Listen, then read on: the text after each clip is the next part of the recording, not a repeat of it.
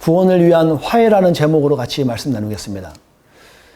하정환 목사님이라는 분이 있어요. 한국에 그 서울에 꿈이 있는 교회라는 교회에 제법 규모가 있는 교회입니다.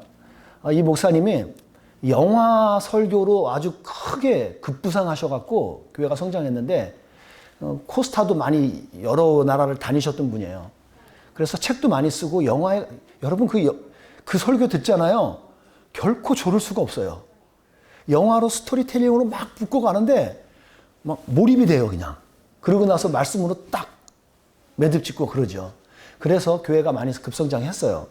근데 그분이 여러 세계 책을 많이 썼는데 최근에 이 책을 내었어요. 내 구원이 불안하다는 제목으로 책을 냈는데 목사님이 그래요. 내가 여러 책이 있지만 이게 내 대표작으로 남기고 싶을 정도로 가치 있다는 거죠. 다른 책들은 막 두껍기도 막 한데 얘는 책이 작아요. 아주 굵기도 짧고요. 여러 가지 내용이 있을 텐데 오늘 설교하고 주제가 좀 관련이 된 게 있어서 이거 좀 가져왔습니다. 여러분, 우리 구원이 왜 불안할까요? 하나님과의 화목의 관계, 하나님과 화목한 관계가 깨지면요, 불안해집니다.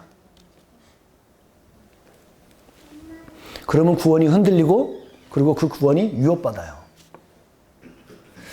우린 지금 지속해서 이제 이번 몇 주만 하게 되면 이제 창세기는 우리가 이제 끝나게 될 텐데 창세기의 메인 주제는요, 기원입니다. 기원.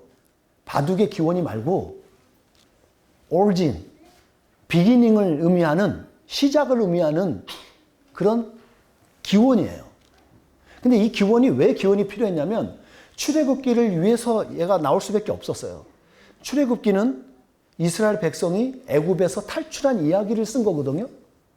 근데 멀쩡히 가만히 있다가 그냥 우리 출애굽을 해갖고 애굽을 탈출했어. 그렇게 말해버리면 사람들이 이게 무슨 소린가 할 거 아니에요.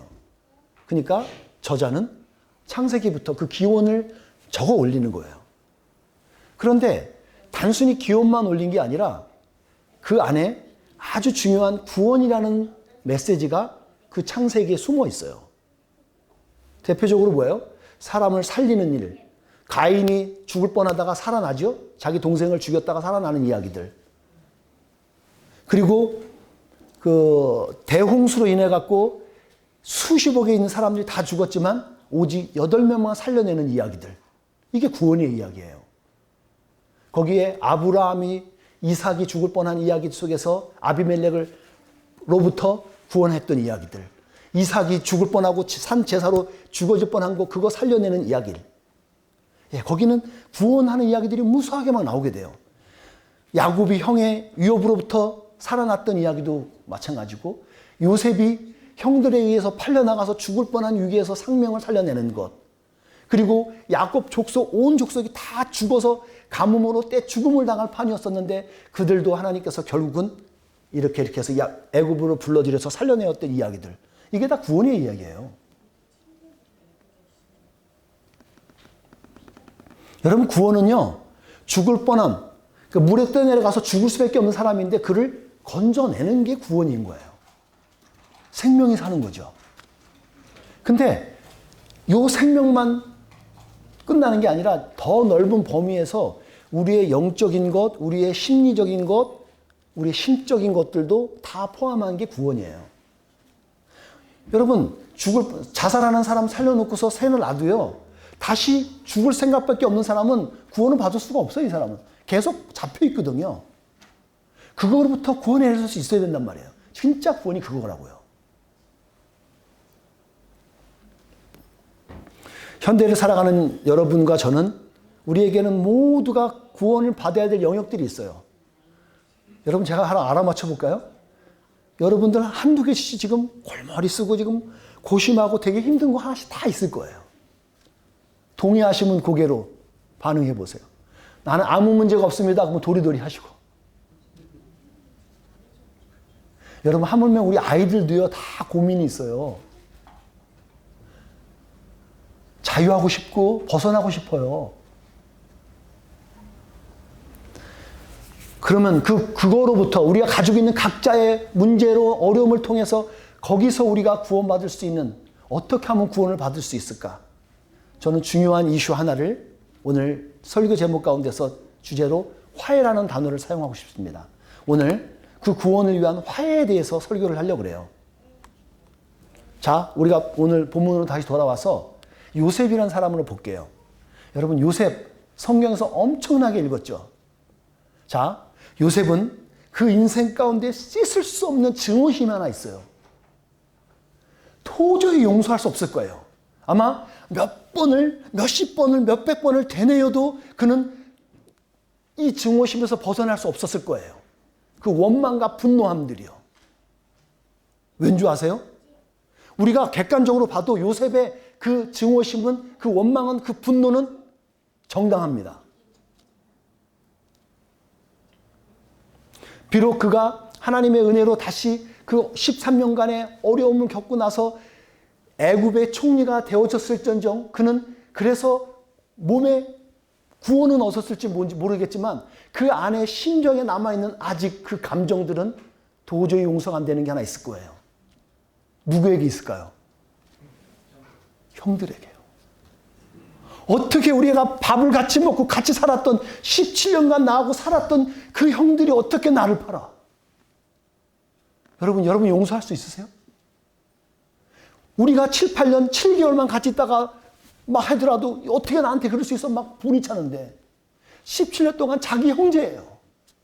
그 형제를 손에 이끌려서 팔려나가서 자기가 노예가 되고 있어요. 여러분들이라면 어떻게 하시겠어요?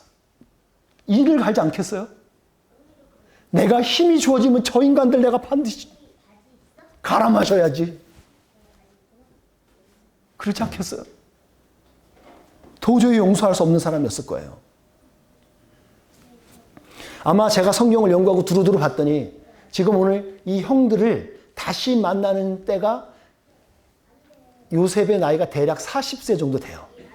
30세에 그가 총리가 되었으니까 대략 따지고 나면 한 40세 전에 아마 이게 만났을 텐데 그렇게 심적으로 어렵던 데 가운데 있는데 어느 날 일을 보고 있는데 애굽의 총리로서 일을 보고 있는데 갑자기 자기 형들이 나타나는 거예요.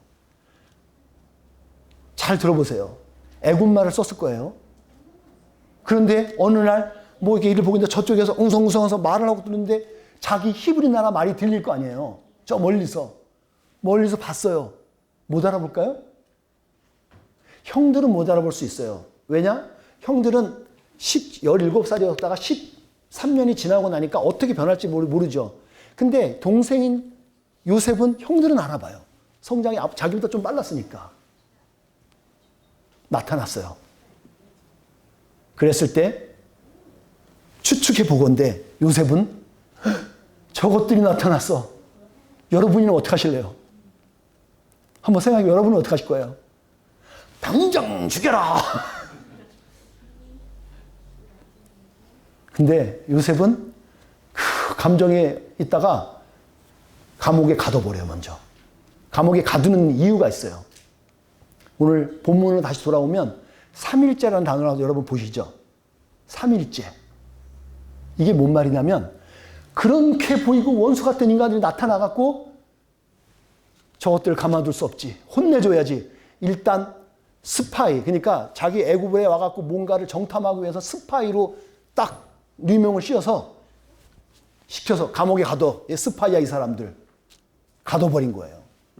가두고 나서 2박 3일이 지난 3일째예요 오늘. 3일째 우리가 지금 본문 읽었던 이 내용들을 지금 보고 있는 거죠. 여러분 생각해 보세요. 감옥에 가둬놓고 3일째 지났어요. 그 3일 동안 요셉은 어떤 생각을 했을까요? 아무 생각 없이 노브레인으로 가만히 잘됐다. 저 인간들 오늘 고생 직살나게 해라. 저기서 알타가 죽던지 말던지 막 그러고 있을까요? 수많은 생각들이 했을 거예요. 물론 형들은 이게 뭐지? 이게 뭐지? 하면서 막 하고 있었을 거예요. 불평할 수 있고. 근데 요셉이 머리가 다 복잡했을 것 같아요. 막 복잡했어요. 저것들을 그냥 내친김에 그냥 고생을 바가지로 시켜갖고 고생을 직살나게 시킬까 저거. 내가 분이 안 풀리는데 저거. 막 복잡했어요. 13년간의 시간들이 주마등같이 막 지나갔을 것 같아요.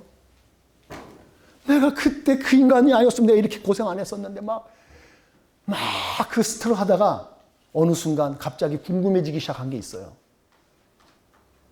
자기 아버지 소식이 궁금한 거예요. 아버지 어떻게 지낼까? 내 마지막, 내 하나밖에 없는 베냐민, 이 동생은 지금 어떻게 지내고 있지? 저 사람들만 오면 내 동생은 잘 있는 건가? 혹시 나처럼 베냐민도 같이 오다가 왔었는데 중간에 베냐민도 죽이고 온 거 아니야, 저 인간들? 마리가 복잡했을 거예요.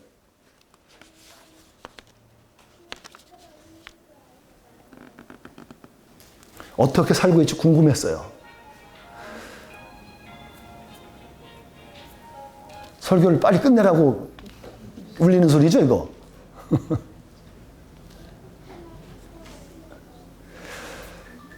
근데 요셉은 그 2박 3일, 이틀간 밤을 새우면서 생각했던 건 하나님이 주셨던 마음이 있었던 것 같아요. 화해하라는 마음을 주셨던 것 같아요. 그는 화해하는 마음을 갖기 위해서, 시작하기 위해서 형들과 화해로 풀어볼 뜻이 있었던 것 같아요. 오늘 이 말씀을 보면서 우리가 오늘 우리의 삶 가운데서 우리의 삶들에 한번 잘 적용해 봐서 한번 적용해 봤으면 좋겠습니다. 저는 여러분 오늘 그 주보에 보면 아시겠지만 제가 지금 그 마음의 창 쓴 게 있어요. 저는 수학적인 사고를 좋아해요. 수학적인 사고를 좋아하는 사람인데 창세기의 기원은 이렇게 기원과 구원이고요. 자, 화해를 위한 공식을 제가 세워봤어요. 여러분 이거 동의하시나요? 설득력이 있으신가요? 화해는 회개 플러스 용서가 있어야 회개다. 동의하시나요? 만약에 저 회개하고 용서하고 순서를 바꾸면 어떻게 될까요? 용서 플러스 회개는 화해다. 적용이 될까요? 안 될까요? 잘 안 되겠죠. 순서상, 논리상 회개가 있고 용서가 있고 그러면 합리적인 화해가 가능하지 않을까요?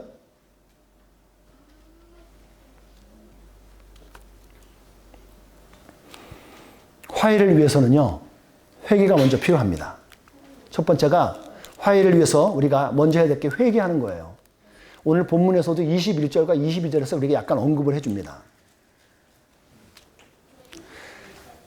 서론적인 모습에서 보게 되면 요셉은 자기 자신을 설명할 때 그래요.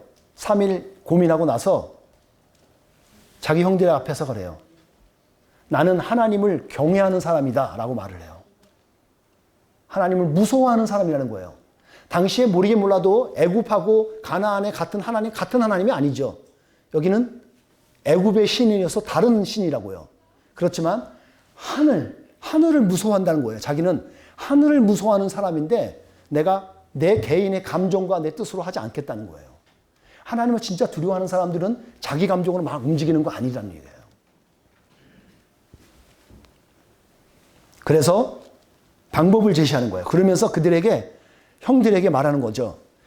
결코 노할 수 없는, 받아들일 수밖에 없는 제안을 해버리는 거예요. 이거는 무조건 억셉할 수밖에 없어요. 그 조건이. 왜요? 보세요. 10명이 지금 감옥에 갇혔어요. 그리고 자기들이 왔던 목적이 식량을 가지고 와서 자기 가족을 먹여 살리려고 식량을 구하러 왔던 사람 10명이 다 갇혀버린 거예요. 그러면 가나안 땅에 지금 오늘 내일 밥을 양식 오기를 막 손꼽아 기다리는 사람들이 있는 상태잖아요. 그런데 이 10명이 자기들이 스파이가 아니라고 증명할 수 있는 길이 없어요. 지금 어떻게 할 거예요? 지금처럼 전화를 해갖고 여보세요? 누구 계세요? 그러세요? 체크할 수도 없는 거예요. 한 사람 갖다 보내려도 갔다 오면 몇 달을 걸릴 수도 있어요. 그런 상태에 있는 형들에게 요셉은 말하는 거죠. 야, 너희 중에 한 명만 여기 볼모로 잡혀있고 나머지 9명 가. 그래서 너희 가족들 먹을 수 있는 가족 양식 갖다 줘. 그 대신 다시 올 때 너 막내 동생 있다며 너가 증명할 수 있도록 막내 동생 데려와. 그 얘기한 거예요. 그러면 너희들이 죄 없는 거, 스파이가 아닌 거 내가 인정해 줄게. 여러분 받아들여야 돼, 안 받아들여야 돼? 받아들일 수밖에 없죠. 예, 그래서 받아들이고 갔어요. 그런데 오늘 본문 가운데 나왔던 부분이 뭐냐면 이 형들이 그 감옥에 있으면서 그리고 지금 방금 전에 이런 일을 말을 하면서 한 명을 데려오고 한 명을 데려와 이 얘기를 들으면서 얘들이 이제 회상을 한 거예요. 아, 그 옛날 우리 형제, 내 동생 우리 한 명, 그 하나를 우리가 팔았던 이야기들이 이제 생각이 난 거죠. 아, 그러면서 이제야 회개하는 거예요. 우리가 그 일을 해갖고 우리가 이 벌을 받는 거야. 우리가 그래서 벌 받는 거야. 알아채는 거예요. 거기다가 이 사람들이 어느 정도 그 의식을 할 수 있었냐면, 여러분 나중에 창세기 50장 15절 이후에 가서 보시면 나와요. 거기에 보면 우리는 요셉에게 나쁜 짓을 많이 했어. 알고 있어요, 자기들도. 그 정도로 인식하고 있어요. 자기 야곱 아버지가 죽고 나니까 이 동생이 요참에 보복을 하고 다 죽일까봐 그들이 그런 거예요. 아버지가 살아있는 동안 우리 형제 자기가 죽더라도 형제 위에 있게 잘 살으라고 말했다고, 유언했다고 그렇게 말을 해버린 거예요. 이런 사건들이 있었어요. 그 정도로 아는 정도예요. 장남 루벤이 마지막에 컨펌을 시키죠. 겉봐, 내가 그때 그랬잖아. 내가 그렇게 죽이지 말자 그랬잖아. 보내지 말자 그랬잖아. 너 우리 그래서 벌 받는 거야. 아는 거예요. 이거를 요셉은 듣고 있어요. 알아듣겠지. 보세요. 17년간 애굽말을 썼지만 17년간 썼던 자기 나라 말 히브리 말이 있단 말이에요. 다 들릴 거 아니에요. 그 말 듣고서 형들이 회개하고 막 반성하고 그런 것을 보니까 우리 요셉도 마음이 녹아졌어요. 확 무너지는 거죠. 그래서 밖에 뛰쳐나가는 거예요. 나가서 멍펑 울었어요. 막 울었어요. 그 온갖 감정들이 복받치는 걸 다 풀었어요. 펄펄 울고 다 울고 정리하고 다시 돌아오죠. 그러고 나서 오늘 성경 읽었던 뒤에 이야기들을 펼쳐나가는 거예요. 여러분, 화해를 위해서는요, 먼저 회개하는 일이 있어야 돼요. 돌이킴이 있어야 된다고요. 내 잘못한 인식이 있어야 돼요. 여러분, 사람 관계에서 우리가 그러잖아요. 내가 잘못했습니다. 사과하면 여러분 마음 열려 안 열려요? 사과를 안 하잖아요. 끝까지 지가 옳다르잖아요. 그러면 우리가 화해할 수가 없는 거예요.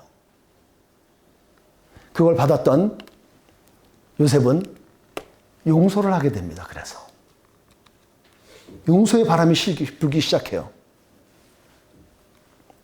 그걸 느껴지니까 용서의 바람을 솔솔솔 일어납니다. 그래서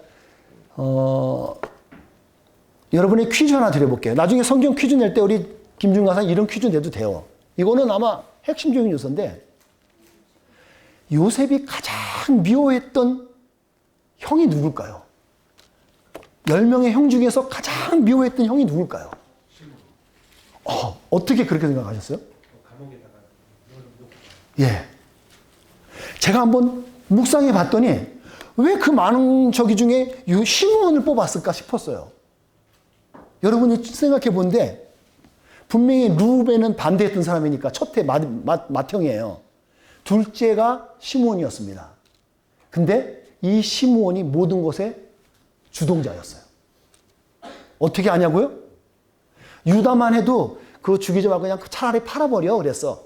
근데 죽이자고 했던 것은 시므온이 앞장섰어요. 어떻게 하냐면 세겜이라는 땅에서 세겜에서 그 자기 동생 그 디나 딸이 강간당하는 사건이 벌어졌었죠. 그랬을 때 내가 저 인간들을 가만 안 둬도, 그래서 할례를 행하게 한 다음에 대학살을 하게 할 때 맨 앞장섰던 사람이 시므온이었어요. 시므온과 레이가 그러니까 둘째와 셋째예요. 다 죽여버리자. 앞에 가서 선봉에서 다 죽이고 한 거예요. 그렇게 했어요. 근데 왜 이게 요셉에게 치명적으로 용서할 수 없는 게 갖춰지게 되냐면, 시므온이 그러고 나서 세겜 땅에서 갑자기 그런 일이 벌어져서 야곱 이 가족들이 피난을 해야 됐어요. 급하게. 도망을 쳐야 됐다고요. 도망을 치면서 문제는 그 당시에 자기 엄마 라헬이 임신을 하고 있었어요. 누구를? 베냐민을. 베냐민을 임신하고 있는데 이게 도망가는 그 길가에서 하는 바람에 노산이 되어서 엄마는 죽고 자기 동생 하나는 그냥 젖먹이도 제대로 못 먹으면서 그렇게 불쌍하게 컸어요. 그 모든 것의 핵심인 시므온이에요. 그래서 시므온을 뽑았어요. 근데 용서하기로 했던 그는 시므온을 뽑아서 감옥에 가둬놓고 가만히 앉아있게 하죠. 계산해 봤더니 적어도 몇 개월, 한 1년은 좋게 1년은요, 그는 감옥에 갇혀 있었을 거예요. 그들이 갔다가 돌아오는 시간까지 상당히 걸렸거든요, 시간이.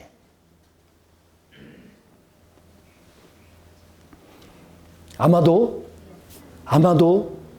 요셉에게는 내가 다 용서해도 저 인간만큼은 내가 용서 못해 하는 사람이 시므온이었을 거예요. 그런데 그 사람을 요셉은 품습니다. 저는 요셉의 아주 그 존경받는 부분이 이 부분인 것 같아요. 어떻게 그럴 수 있지? 전 여러분에 도전하고 싶은 게 있어요. 여러분의 삶 가운데서 기적을 체험하고 싶으신 분들은 제가 이 제안하는 거 한번 해보십시오. 도저히 내가 용서할 수 없는 사람 한 사람을 용서해 보세요. 정말 어려운 일이에요, 여러분. 아마 전 요셉이 수많은 고민했을 것 같아요. 정말 고민했을 거예요. 여러분 기적 보고 싶으시면 해보세요. 우리는 경험해 봤어요. 기적이 일어나요, 그러면. 나의 생활만해서 아니면 내 가정, 내 주위에서 기적이 일어나요. 엄청난 일이 일어납니다. 복권 맞는 그런 생각하지 마시고 여러 가지 엄청난 일이 벌어져요. 한번 해보세요. 시므온은 남겨서 그 감옥에 있는 동안 여러분 시므온은 어떻게 했어요? 어떻게 생각하고 있었을까요? 내가 잘못했지. 내가 그때 진짜 잘못한 거야. 엄청나게 반성했어요. 아마 묵상 많이 했을 거예요. 후회도 하고 반성도 하고 회개했죠. 그런 시간을 가졌을 거예요. 다른 거 오늘 정리하고 빨리 설교를 마치기 위해서 정리하겠습니다. 여러분, 용서할 수 있는 사람이 누굴 것 같아요? 우리가 많이 쓰는 피해자일까요? 피의자일까요? 사고를 친 사람이 용서할 수 있어요? 사고를 당한 사람이 용서할 수 있어요? 당한 사람이 하죠? 상처 받은 사람이 용서할 수 있는 거잖아요. 상처 준 사람은 용서할 수 없어요. 상처 준 사람 뭐 해야 돼요? 회개해야 돼요. 용서할 수 있는 사람은 피해자예요. 너무 억울한 거야, 이건. 세상에 자다가도 벌떡 일어날 정도로 억울할 정도야, 이건. 아니, 내가 당한 것도 억울해 죽겠는데 내가 날 보고 용서를 하라고? 여러분, 이게 이해되세요? 여러분, 이게 이해가 되세요?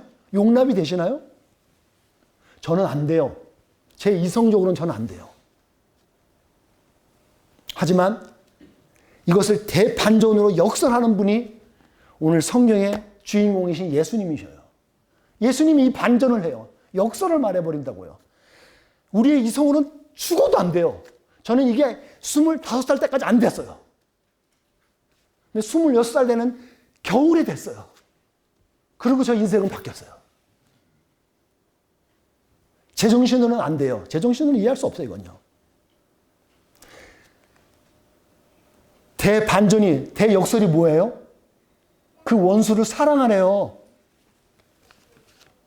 여러분 지금 번뜩 때려서 원수, 에너미, 번뜩 떠오르는 누구 있으세요? 그 인간을 사랑하래요. 할 수 있으세요? 근데 예수님은 하라는 거예요. 그러고 나서 예수님은 진짜 그렇게 모든 세상이 다 짊어지고 돌아가셨어요, 진짜로. 십자가 못 박혀. 우리는 그러죠. 저는 그래요. 옛날에 그랬어요. 거의 하나님이니까 그러면 할 수 있는 거지. 예수님이니까 할 수 있는 거지. 우린 인간인데? 난 인간인데 난 못해. 그렇게 반전을 내가 반항을 해본 적이 있어요. 우리 아버지한테.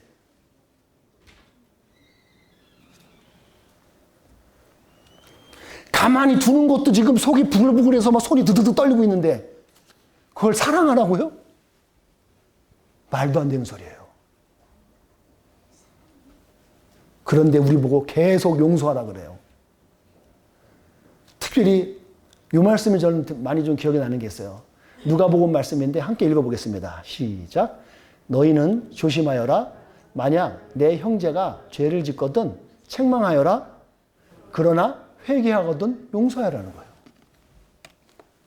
예, 예수님도 그래요. 뭐 잘못한 거 있으면 책망을 해라는 거예요. 할 수 있다는 거죠. 그러나 그가 회개하거든 나 잘못했습니다 라고 말하면 용서해 주래요. 와, 진짜 너무 어려운 거예요. 용서해 주래요. 상처 입고 당한 사람이 용서하라는 거예요. 그리고 또 용서할 수 있는 사람은요, 그 예수님의 은혜, 예수님의 그 십자가 은혜, 그 사랑, 그것을 경험한 사람이 할 수 있는 거예요.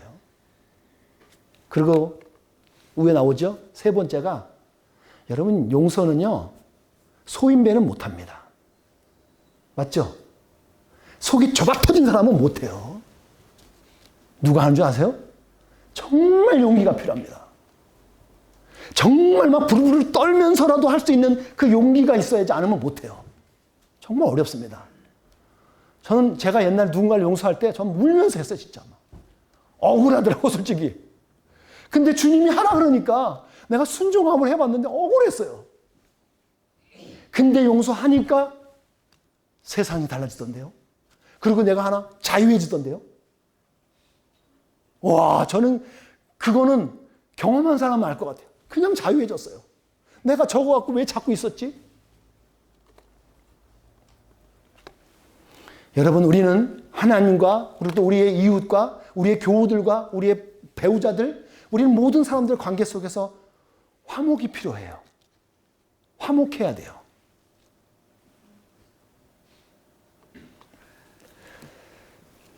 저는 요 말씀까지만 전하고 마치겠습니다. 근데 진짜 어려운 문제가 하나 있습니다. 진짜 어려운 문제가 있어요. 용서에 대해서. 용서하겠어. 내가 은혜를 받고 내가 하겠어. 근데 진짜 문제는 뭐냐면 내가 용서하려고 했던 사람이 자기 잘못을 인정은 안 하는 거예요. 회개를 안 해요. 이거 어떻게 해야 돼요? 오히려 뭐라는 줄 아세요? 내가 뭘 잘못했어? 여러분, 이런 사람 용서해야 돼, 말아야 돼요? 죽여버려야 돼. 예. 속으로 생각했던 걸 말로 하신 거죠, 지금? 예. 죽여버리고 싶은 거죠. 아마 그럴지도 몰라요.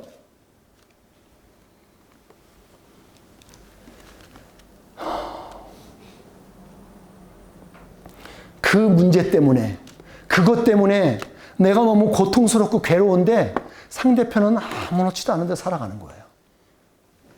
오히려 더 행복하게 살고 있어요. 여러분, 괴롭습니다. 그렇게 내가 평생을 살아야 될까? 내가 저런 인간들 두고서 내가 이 모든 짐을 지고서 이 억울함, 내 분함, 이 증오심을 갖고 평생을 살아야 될까? 여러분, 어떻게 하셔야 되겠어요? 사셔야 돼요? 여러분, 그것으로부터 구원받는 게 필요해요, 우리가. 그 사람은요, 여러분이 어떻게 하든지 상관없어요, 앞으로. 지가 옳은 줄 알고 살 거예요. 근데 여러분, 그 사람 때문에 여러분은 그 평생 부여잡고 두두두 떨고 사는 거야. 자다가 눈 붙어뜨면 어이구 이러고 평생 살아야 돼요. 누구에게 손해죠? 그 사람에게 손해예요? 자기잖아요.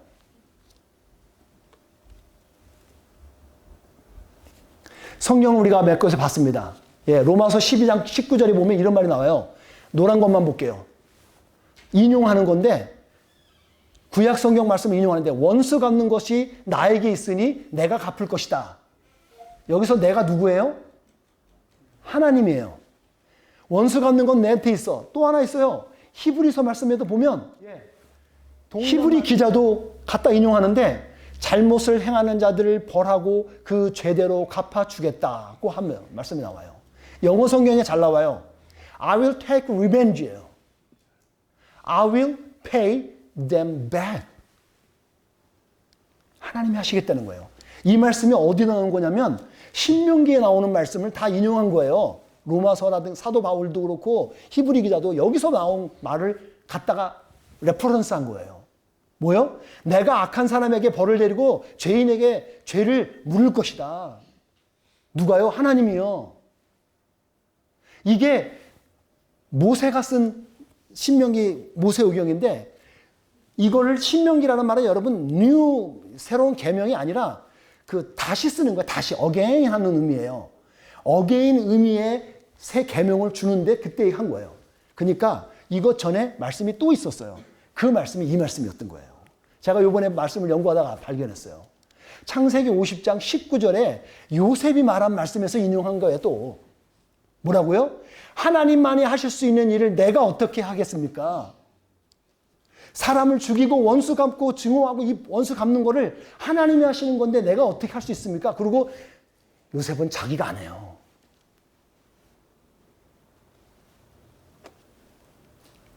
지난주에 우리 목장 모임이 있었습니다.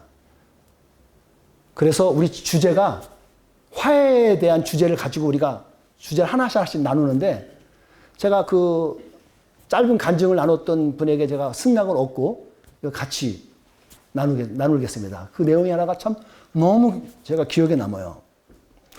한국에 제가 한때 존경했던 분이 있습니다. 김동호 목사님을 되게 존경했었는데 그 목사님 후임으로 들어왔던 동안교회라는 교회가 있어요. 동안교회 후임으로 들어오신 분이 김형준 목사님이란 분이에요. 코스타 때문에 여기 오셨을 때 제가 몇 번 만나 뵀어요. 사석에서도 같이 차 한잔 나눠봤는데 저는 이동원 목사님을 이으는 아주 달변가인 설교가라고 저는 생각해요. 정말 말씀을 탁월하신 분이었어요. 근데 이거 말씀을 같이 공유해 주시고 그 간증을 나눴던 분이 그 교회에 계셨던 분이었어요. 그분은 도저히 용서할 수 없는 사람이 있었대요.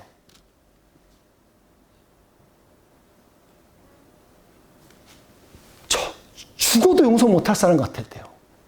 세상에 유일한 한 사람밖에 없는 그 사람을 죽인 사람이에요. 사고로. 물론 근데 사고로 실수로 죽였다 그러지만 그래도 하나밖에 없는 사람을 죽여놓았으니까 너무너무 용서할 수 없었대요. 아무리 생각해도 용서할 수 없더래요. 그래서 그 추운 겨울에 그 동네 밖에 나서고 그 떠는 마음 어떻게 주체하지 못해서 그 동네를 추운데도 불구하고 막 잠바 입고서 돌고 돌았대요. 돌면서 있는데 그때 말씀을 들었답니다. 그 말씀을 들었는데 그때 김영준 목사님의 설교 말씀을 용서에 대한 말씀을 전하시더래요. 근데 많은 말들이 있었겠지만 그 중에 이 말씀을 하시답니다. 용서? 그거는 원수 갚는 것을 하나님께 맡기는 것입니다. 라고 이 말씀을 하시더래요. 저 이 말씀이 저한테 그렇게 깊이 다가와요. 여러분, 용서는요, 원수 갚는 걸 하나님께 맡기는 거예요. 내가 지고 있으면 죽어도 해결이 안 돼요, 이게. 내가 감당 못하니까 이걸 어떻게 하라고요?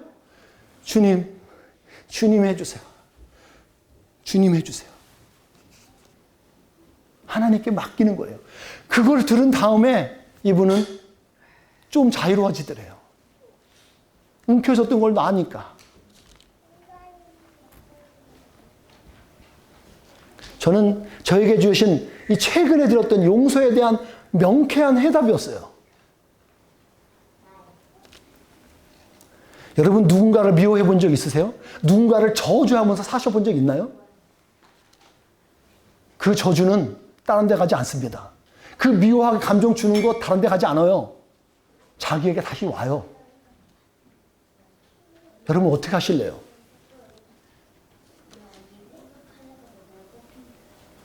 요셉처럼 형들과 화해하는 영혼이 그 은혜가 있길 바랍니다. 그렇게 화해를 하면 우리들의 영혼, 육, 이 모든 것이 우리에게 자유할 수 있기 때문이에요. 요셉은 증오심에서 자유하게 되었어요. 구원받았다고요. 그리고 가족들을 살릴 수 있었고, 동생을 살릴 수 있었고, 자기의 유일한 아버지, 아주 원로한 그 아버지에게 효도할 수 있는 기회도 가졌어요. 근데 거기서 끝나지 않아요. 이스라엘이라는 백성이 그 당시에 애굽으로 들어갔던 사람이 약 75명 정도로 제가 계산이 됩니다.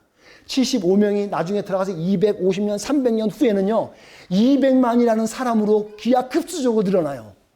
그 사람들을 살려내는데 엄청난 베이스가 여기서 구원이 이루어지는 거예요.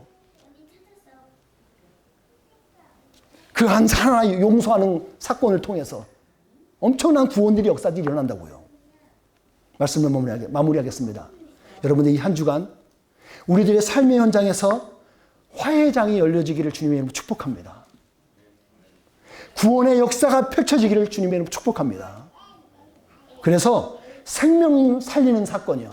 생명을 살리는 사건이 일어나기 바라고, 그리고 그런 간증들이 여러분의 삶에서 일어나기를 주님의 이름으로 축복합니다. 기도하겠습니다.